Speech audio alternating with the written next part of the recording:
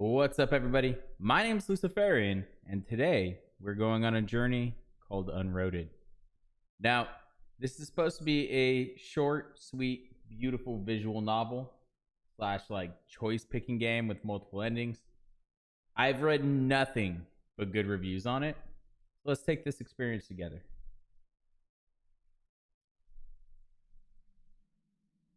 Sickness and death are blowing from the nauseous yellow sky. The light and the ghostly clouds are frozen, as if time came to a halt where there is no life. The vagrant sits on the walls of a half-ruined fortress and tries not to look at this sick sky that evokes anguish and disturbance to the echo of mind, like the living can have. There is no way out. Windows are crammed with boards. Doors are buried into the earth for centuries. But he is in no hurry to leave. Day, week, month, he sits, looks away, then time starts to lose meaning, disappears, until the wall begins to crumble. I actually didn't think I'd have to read this. I kind of felt it was going to be read to me. Sooner or later, he will fall. So it better be on his own terms and not from the fault of the crumbling stone. He rises to step forward. The wind doesn't whistle in the ears.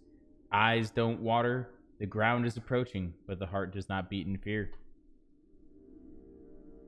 He falls to the dusty ground and crumbles like a bunch of bones, followed by the ringing sound of the armor, and then silence takes place. Slowly and indifferent, the vagrant sits down and begins to gather himself by the pieces. Wrist to a forearm, a hand to a clavicle. Not a speck of blood to be seen.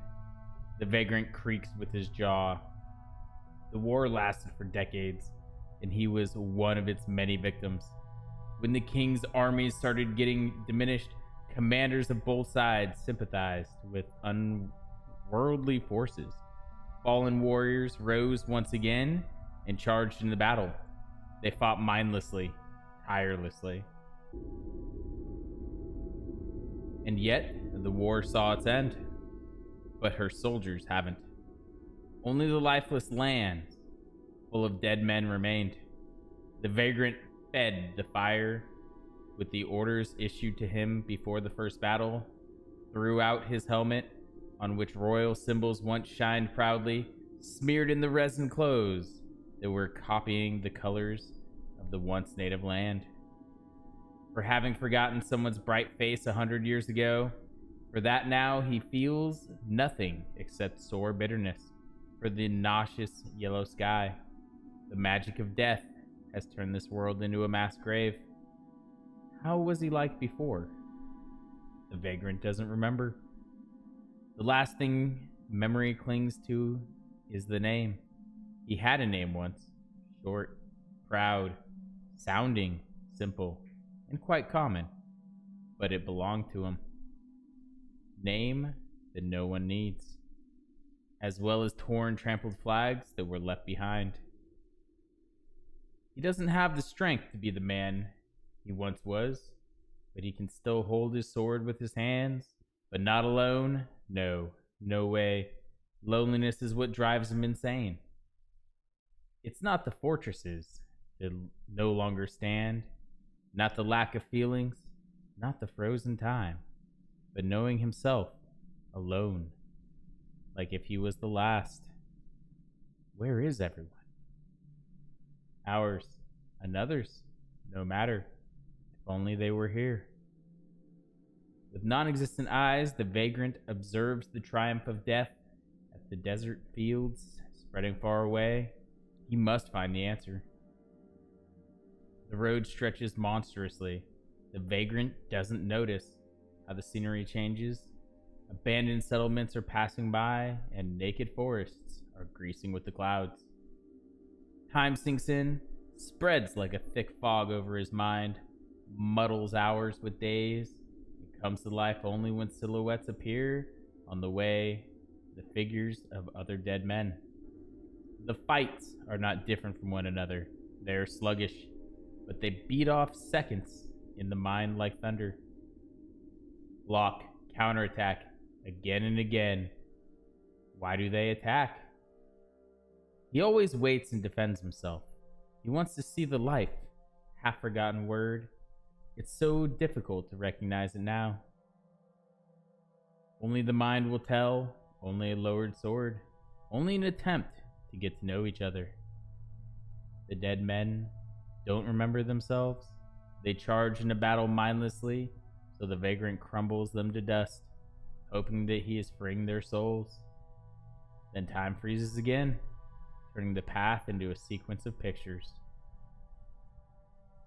Black smoke splits the gloomy sky, and the vagrant follows it.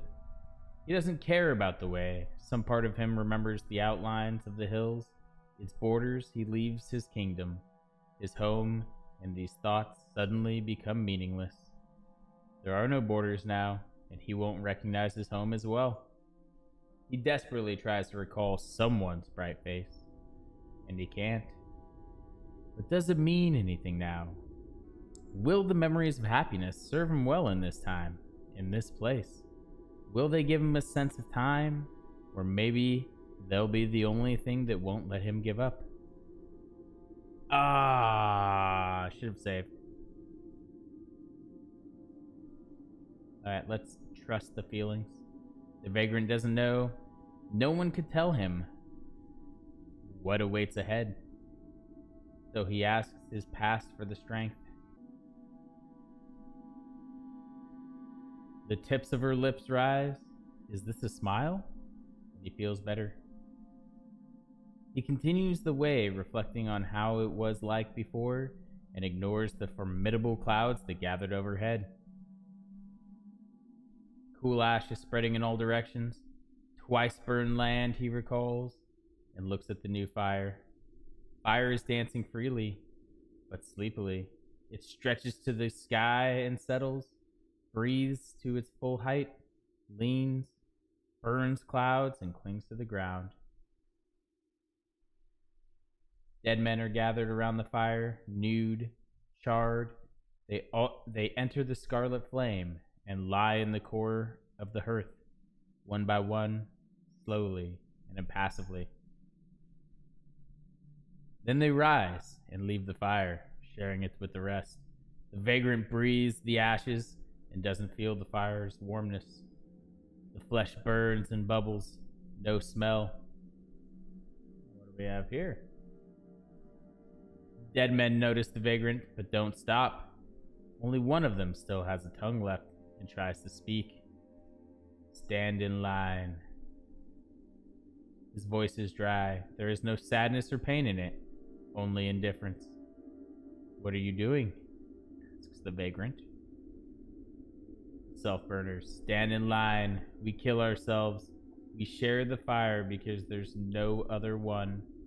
We don't want to go anywhere. We don't want to look for another fire.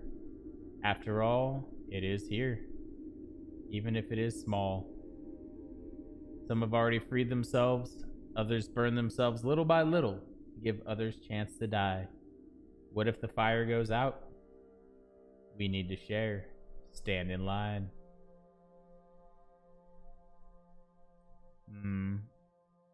So this is an awkward one. Are we going to stand in line to kill ourselves? Well, let's look for all the endings. So let's stand in line.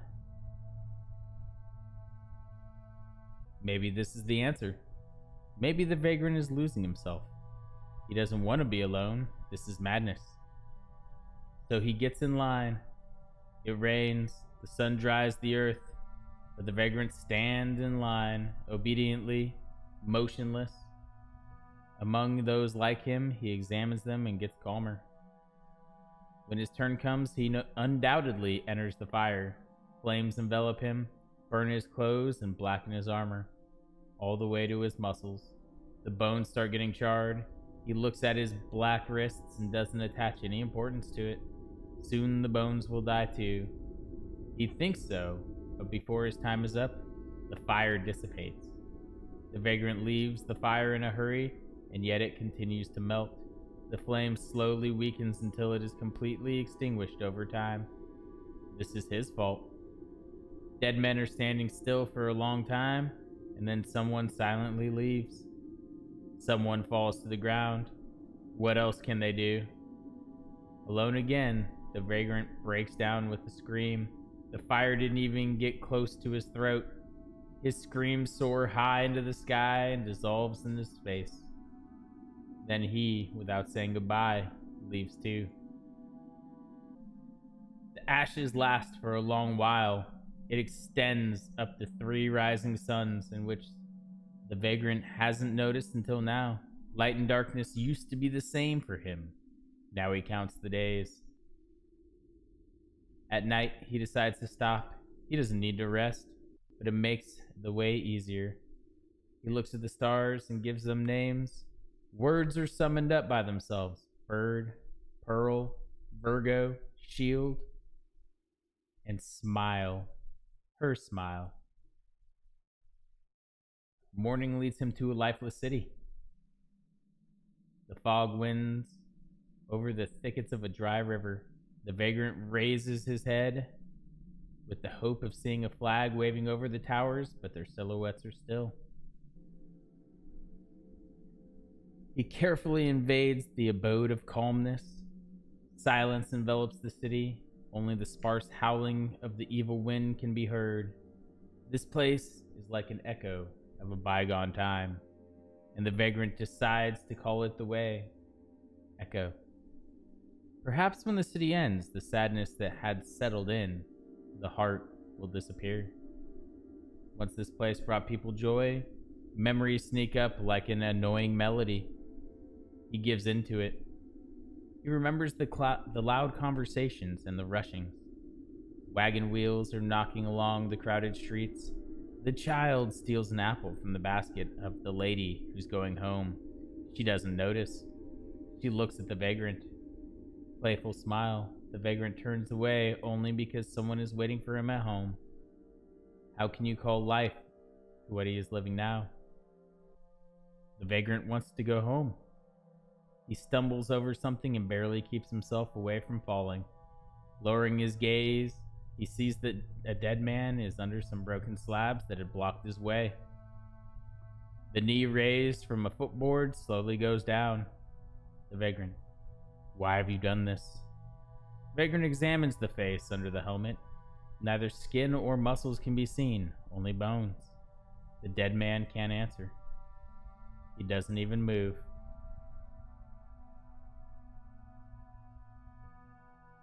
Reach out to him. I want to help you. The vagrant doesn't have time to notice the dead man's hand rising. He swings and throws at the stranger his second hand. The vagrant dodges. Seek for the fire. It can bring the last death. He doesn't receive an answer, but the dead man rises, creaking his bones, and leaves. Perhaps to seek the fire.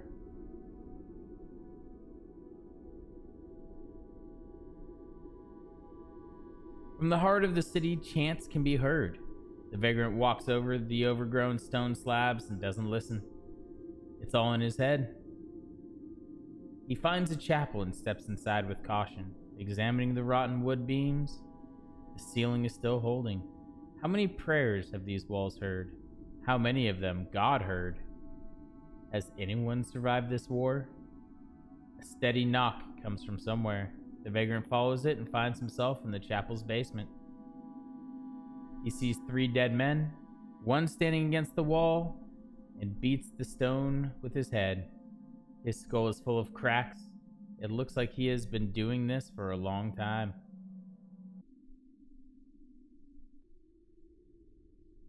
The other 2 sit beside him and watch. Look, there's some dead guys. Newbie. They're talking dead guys. Another.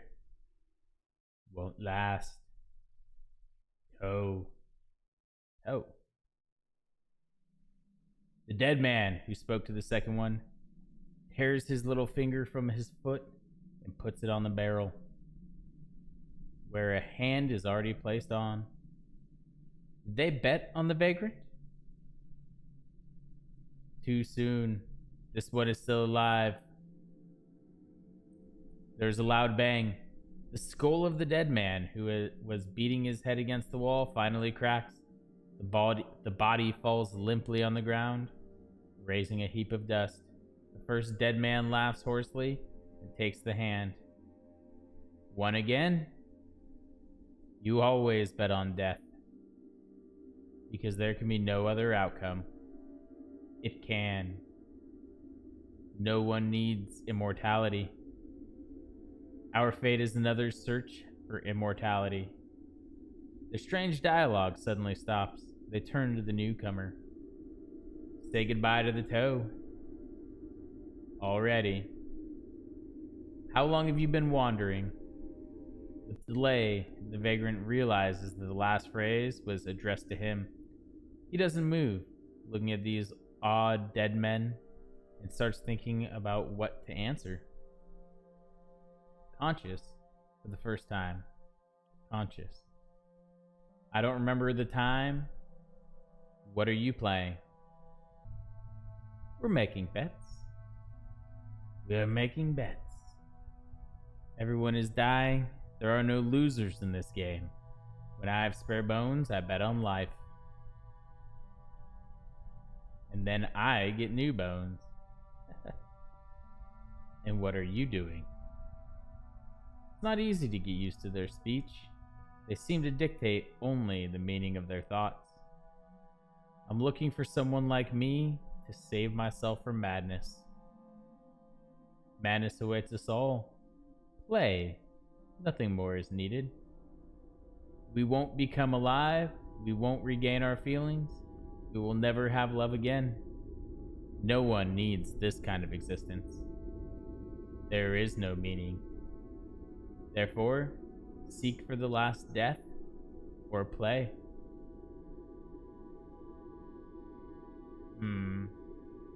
I feel like I've gone in one direction the entire time, so let's argue with it. There might be like more than 4 endings to this, I feel. I will find my own meaning, and if it disappoints me, I'll look for another one. Because life is an opportunity to make a choice, and I won't deny my life as long as I remember who I am. After listening to him, the dead man remained silent for a long time. And then the second one takes his little finger back. Lucky. Boring. They really had bet on him. The disturbed dust lazily hovers over the stone, and the inanimate silence peals, mumbling mixed with the sigh of one of the debaters. The second one snorts as if in response. Dead men don't need to breathe. These are feelings. They have them. They don't understand. Do you remember your names? We all have no past. Now no one has a name. Names are no longer needed.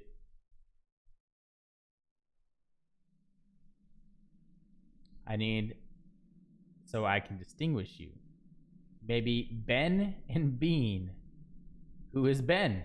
Who is Bean? I like Ben. Then I am Bean. The second one turns towards the vagrant. And who will you be? The vagrant. Such a hypocrisy. Saddled us with names but refuses to take one. No, wait. The vagrant. Ben, Bean, and the vagrant? Fine. The dead men get distracted by their previous victim. What will overgrown with moss faster, he or his clothes? If we bet on those, we truly are dead. Let's get out of here. Seek for others. Is Vagrant with us? No, thinks too much. Will spoil the game. But we'll meet again. If he won't die. Friends? They look at him again. Let's nod. Yeah, we'll be friends with the dead guys. The Vagrant nods. Perhaps somebody, or perhaps someday, their paths will converge. Then he won't mind having friends, even though he doesn't understand what that word means. He hopes these two will help him find out one day. The three leave the basement and their paths diverge. The debaters are going away from the sun. They no longer need this city, and the vagrant continues his way to the ruin's depths. There, where no one else, nothing happens. Stone walls dissolve the world in grayness, and when they end, only the sky remains in the same gray. The mad dead men are getting bigger. They attack without asking questions. Their hands never tremble. Their faces are always unreadable. The vagrant doesn't want to fight. He doesn't want to save them either. He doesn't care what was the reason for their madness.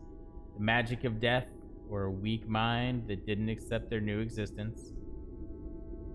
They have no hope of salvation. Or he wants to think that way. For once was a heart hurts with heartache. He gets tired of timeliness. When no one is around, the body feels cumbersome.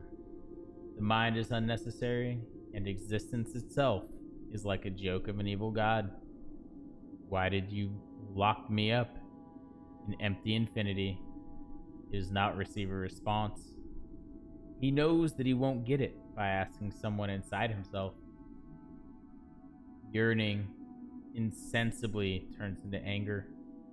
The vagrant gets angry at the silence, at the thoughtless who are dressed in the same armor as he is, and quickly gets irritated when he is forced to fight again. Soon he begins to attack first. Each new battle takes him more than the previous one. Anger starts to become the goal. He is looking for rivals. He wants to tear apart the armor, cut the tendons, smash the bones. He is eager to watch the last moment of someone else's existence, how the weapon falls from the hands of the defeated enemy, and one day he loses. The last death does not come because the other dead men don't think about crushing the enemy into dust, leaving him behind when he stops moving. The sun runs endlessly across the sky, and the vagrant lies in the faded grass, confusing himself with the dead. Stars are born in the dark and die with the forthcoming light. Why is the sun doing this? Why kill the stars? Thoughts break off, turning into something unclear. At the place of the heart, it aches. Feelings return to him with the memory of the war during his lifetime, and the vagrant gives in to them. He screams to the sky, to the midnight, and then he gets bored. He forces himself to get up and move on. He picks up the sword, but ceases to fight, falling when attacked, waiting, then continues on his way. He is already far from the place of his death, and even farther from home. When will he find what he is looking for? The sun has time to set as many times as the vagrant has markings on his sword sheath, which were made apparently when he was still alive. It's almost completely covered with them. They're not enough. The vagrant starts recounting once again. The earth changes its color. It grows with stone. Trampled paths wander through a maze of rocks and find their end among the lights. Wrecks of armor are lying around, and this is a camp. 5 figures in black armor sit around the fire. Helmets are covering their faces, and skulls are scratched on their shields. Humans? No, it can't be. The vagrant realizes that he is correct. The knights do not move, do not breathe, just stare into the fire, fascinated, as if nothing else is surrounding them. The bonfire makes dying logs sing, and they sing almost invitingly, or it's just a delusion and twiddle of the wind. The vagrant doesn't have time to move slightly forward towards the knights before one of them turns his head.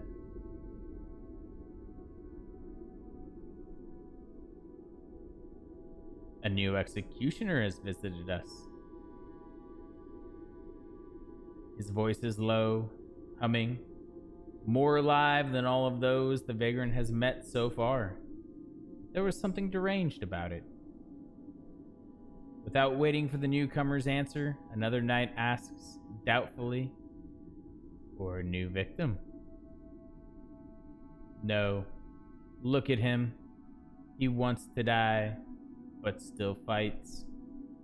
Frozen, they look at the vagrant. Will you, Jonah, join us in our noble goal? Who are you, and what is your goal?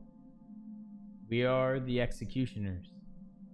Life has rejected us, so we have rejected all living things. The grand execution. When the first war occurred, our time was taken by countless battles. When the second war occurred, we were called out from the realm of the dead to kill again. And when there was no one left, we were abandoned. You speak of 2 wars. I only know of one. Twice burned land, for the first time by the fault of our foolishness, for the second of our despair. But nothing would have happened if it were not for the necromancer. He tricked the 2 kingdoms with intricacies and intrigues to see the war happen. He came to both kings and offered death magic. When the armies were exhausted and the lands poorer, the lords accepted his help. Who is this necromancer? We do not know. We are seeking. Revenge will not take long. The necromancer must pay. In pursuit of him, we will destroy all living things, because war is what he created for us. Our king is forgotten.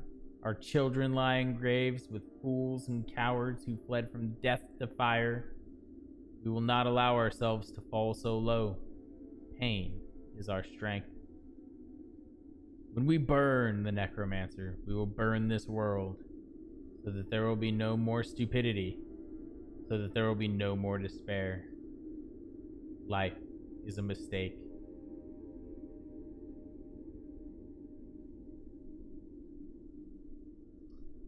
Alright. If everyone's dead and you're dead, we'll just go with, like, killing the entire world, right? It's not too terrible. Strength leaves the vagrant. He feels pain and resentment for everything caused to him by others, for pure memory and loneliness. Clenching the hilt of his sword, he repeats, life is a mistake. The knights are silent. Reflections of fire dance on the black steel of their armor, diverting attention from the heavy stairs. What do they need the fire for? Don't they despise it? Or maybe this is why they huddle around the bonfire as if they were still alive. They are testing their will, their spirit. After all, fire can provide peace, everything that all the dead men actually need. You understand our goal. Be one of us. We join them. Anger awakens as sharply as the flames flare up. And even if he goes away, after all, everything goes away. The vagrant thinks that he is making the right choice. Nothing in the world would convince him otherwise. Life is a mistake. With the last ray of sun, they moved forward.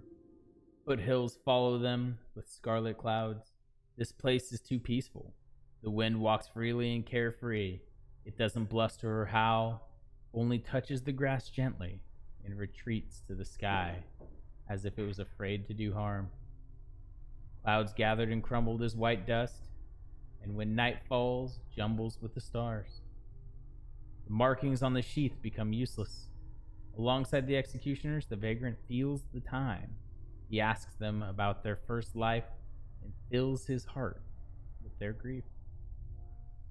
When the weight of their suffering becomes unbearable, he stops asking questions. Day and night, they will walk in silence, each thinking about one thing. Life is a mistake. Thoughts stop only when the vagrant forces himself to learn the stars. Even from here, you can see them. bird, pearl, Virgo, shield, and smile. The image appears in front of them clearly than ever before. He focuses on the memories. This is something very important. He must remember. A bird on the emblem of a family tree, same one on a green robe, pearls glisten on the neck. Auburn hair flows over strong shoulders, steel in the glance of gray eyes, but smile illuminates the face. Like that, she was a warrior from distant wild lands. Then the war began, and she fought under enemy banners. He did not run away, even though he wanted to do that more than anything else. Every day he prayed to the gods not to meet her on the battlefield. They did not hear his prayers. At the day he killed her, time stood still. On the same day he allowed himself to be killed. Wow, killed the guy he loved, or killed the girl he loved, huh? And rose up already without memory. The vagrant covers his face with his hands as if he wanted to cry, and for a long time sits in silence. There's a cape near the road. There, after the precipice, is nothing. Only a naked bottom that remained due to a dried up river. At the edge of the cape, boulders are overgrown with perennial moss. It takes time for the vagrant to notice a figure in the gray-yellow robe. Someone is sitting on the precipice, with its head bowed. The executioners don't have a chance to get close. The stranger rises and charges in the battle. His movements are adjusted, the strikes are strong. He is elusive, self-collected, perfect. With ease, as if he was playing, he gifts the last death to all executioners, except the vagrant.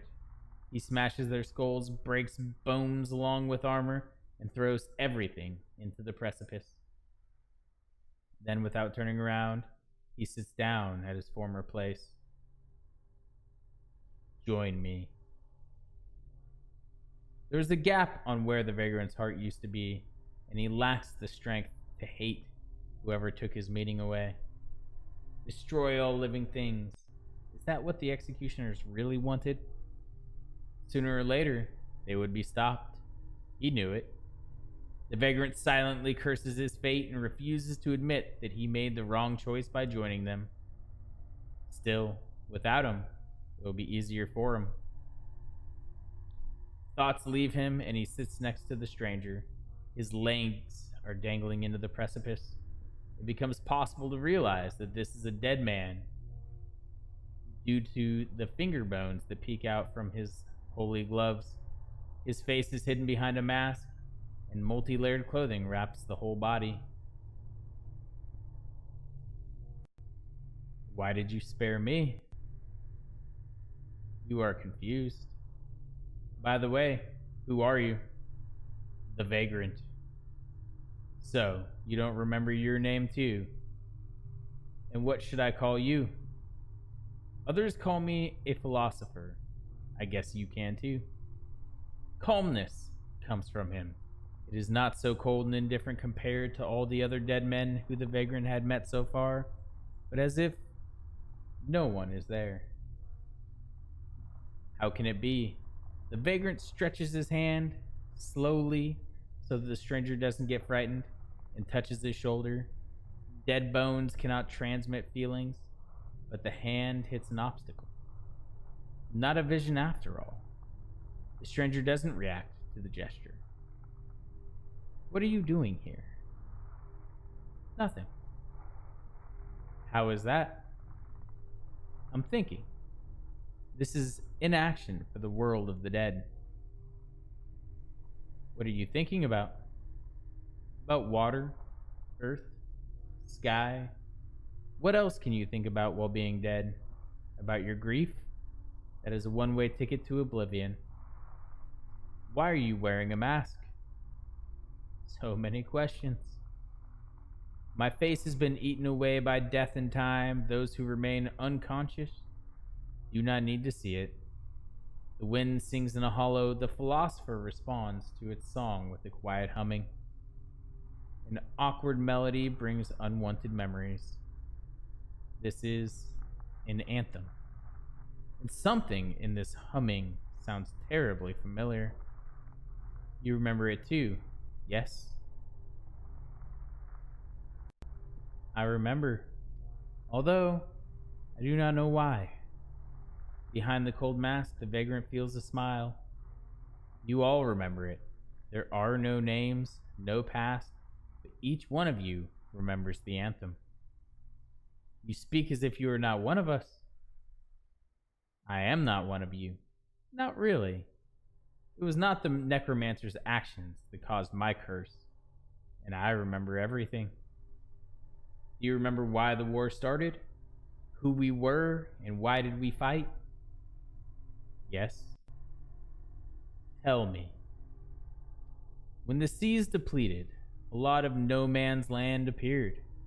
The kings of the two largest empires were constantly engaged in long negotiations about how to divide the new lands.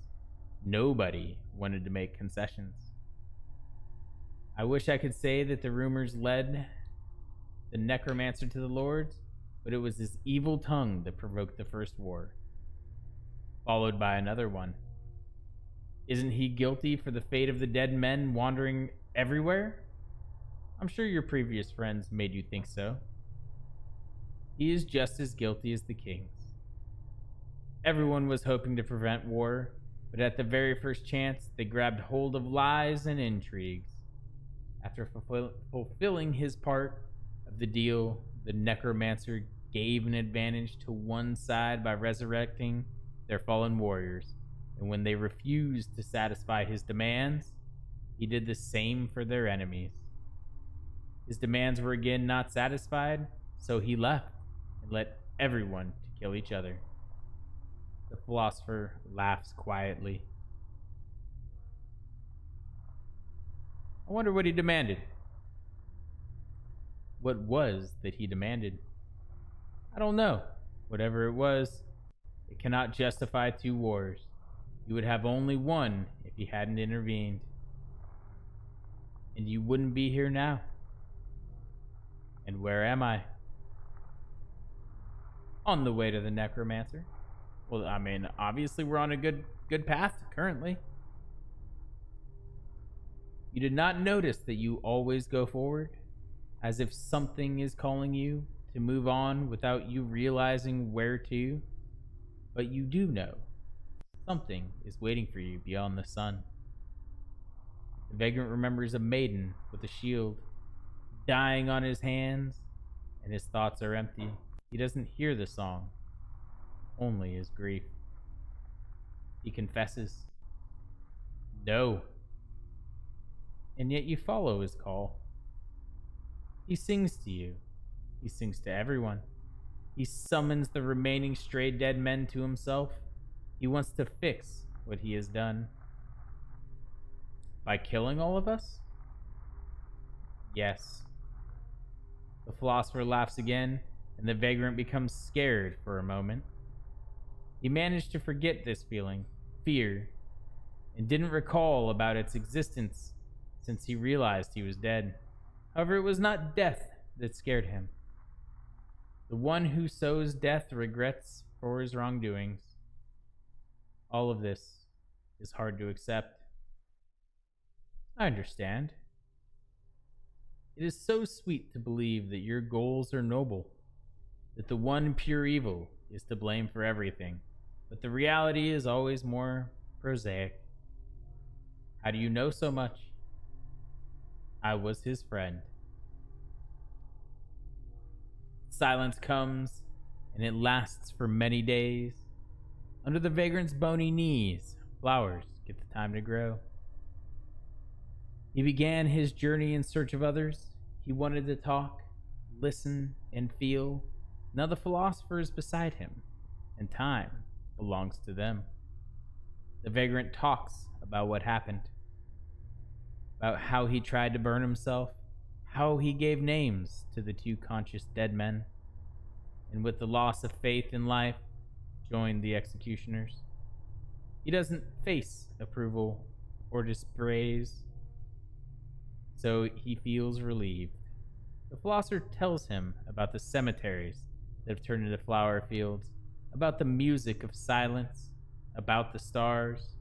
The living ones have bodies and feelings. They do not need a meaning. What about death? Is this life worthy of pursuing? So many reflections, opinions, and words. The philosopher asks questions in which the vagrant does not know the answers to. One thing is clear for both of them: the necromancer will not back down, and this means that no one will have the opportunity to find the answers to these questions. Only when the vagrant notices the rust on his armor, he realizes that years have passed. He and the philosopher get to know each other too well. The moment of departure arrives. Getting used to loneliness again is not so difficult because the vagrant is calm. He preserves this calmness and carries it with him the rest of the way. Going down the hollow that frowns under the weak sun, the vagrant finds a deep hole. The tunnel leads to some caves left by long dead underground creatures. He finds their large bones and almost rejoices that he doesn't have to fight them. The tunnels are damp and the wind howls within. Moisture settles on the armor. The living ones couldn't breathe here with ease. Light is being replaced by darkness, and each step spreads an echo. No need to get used to the dark. The vagrant listens, listening to his footsteps, droplets that crash upon hitting the stones. Song. It beckons him almost imperceptibly. This is an anthem, and someone's yearning. Lost days, ruined fates, no regrets, no repentance, but I want to fix it. Closer and closer. It will end soon. The caves cease with the basement of a fortress. Corpses lie everywhere. Stumps, bones, eyeless heads. The earth is black of the flesh that mingles with mud. They too followed the call. The vagrant leaves the basement, intentionally striding louder. He rattles with the armor and sends away fear. Come and fight. The stranger's presence originates a wave of warmth. The necromancer is living flesh, the heat of breathing and the smell of blood. His head is covered with black cloth. Dressed tails are dragged around the ground, ragged and full of holes. He speaks, but he does not look at the vagrant. Always have to wait so long. Tired. I'm so tired. He is blind. The hole that surrounds them is almost empty, and the necromancer isn't afraid to fall. He feels the vagrant and unhesitatingly walks toward him as if he was sighted. The vagrant adopts a combat stance and prepares to repel the attack. The necromancer takes a sharp breath and freezes. The song is over. The vagrant doesn't feel anything. He only sees the confusion of the old man in front of him.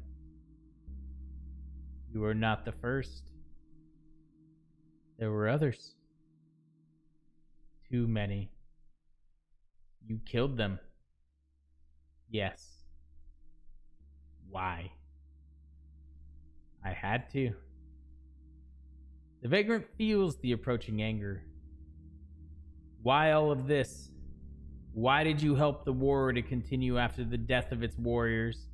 What did you so desperately want from the kings that you agreed to condemn so many souls to eternal damnation? You wouldn't understand. Tell me. Because of these wars, my love perished. You have to tell me. Sighed with displeasure, the necromancer creaks with his teeth. The kings promised me their best people. Not for the army. I wanted to save scientists, thinkers, gifted masters, all those who can change this world, so that they could become immortal, like one friend of mine, and so that they could change others the way he changed me. I wanted to give them eternity, but no one followed me. Even if they wanted to, they couldn't. Most joined the ranks of the soldiers. Others were imprisoned by the kings and kept under surveillance. But why do you kill all the dead men? After all, those who you need may be among them. Now they are madmen. There is no one to save. You can't know for sure. You're doing the wrong thing. It is not for you to judge me. The vagrant feels like he is choking. He can't find his words. The necromancer gently bows his head. It doesn't matter now. The same fate is waiting for you, vagrant. His voice is soaked with indifference. You have met many who still remember themselves. You could have stayed with them. Your goal would be achieved. But you rejected everyone. Rejected because it is not loneliness that is your curse. You want to live again. Retrieve your body back. Return to those you loved. It will not happen. Bow down before me, for you are only an outlived memory. The necromancer raises his skinny hand, preparing to cast a spell. A song without words and without music is playing in the vagrant's head again, and he drops his sword. His way, his thoughts, his decisions. He does not find the strength. The more he resists, the more he wants to give up. The road without beginning and without end. The road without meaning. Bitterness overcomes him. A penetrating, maddening sense of aimlessness. The desires to forget everything he saw, heard, and did. The vagrant, nameless, what he was and thus remained impersonal. If only all of this could be over sooner. Silence covers him, puts him to sleep, and the vagrant starts looking as if being alive, he allowed himself to close his eyes. The oncoming darkness is all embracing and endless. It doesn't even need to beckon him. He freely falls onto its arms. Soon there will be nothing left. The last moments are visions of a warlike maiden. He finally found peace. Well, god dang. That lasted a lot longer than I thought it would. Probably primarily because I was reading it instead of like just clicking through it. When I got done, I had to extend that. We're not going to go searching for all the endings because that was nearly an hour just for that one. So if you guys were a fan of this, I need two things from you guys. One, go get the game. Go look for the other endings. Two, you guys like this kind of stuff? Are you a fan of these visual novels that play out me reading you something, the art, the moving on, the choices? If you guys are, or if you're not, I guess, leave a comment down below if you like it, and I might look into more of them. All right, guys, I will see you later in the next episode. Have a good one.